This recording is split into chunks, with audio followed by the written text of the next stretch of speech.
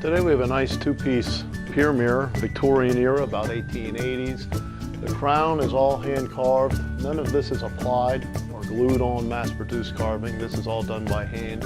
And in the back here, what they did years ago is they'd have a little stifled finish and they put little indentations on there, and that was to help mask the tool marks, because on this piece of wood here, this was all carved away in order to leave this little line here. So this was done leaving this carving, the scroll and fleur-de-lis here, in relief, rather than little tulips on this, in this case. Here we have a nice little swirl, little wave detail, again all carved by hand.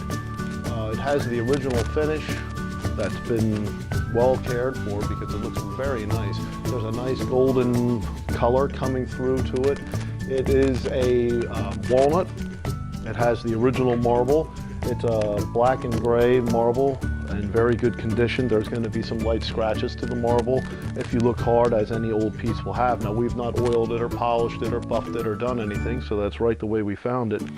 And then, of course, the best and most important detail are these little full figure, like a griffin with a woman's head here.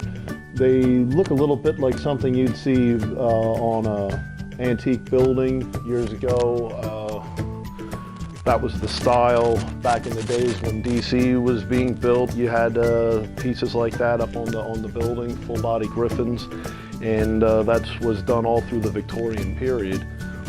So that was a long time that was in style. These are very detailed. They have the face almost with the crown here, almost like a little bit of an Egyptian feel, but it's a Western face. So very nice detail there. Very nice condition, beveled mirror. It's the original mirror. It's a plate glass. There's a little bit of a gilded edge here. And the mirror is very nice and clean.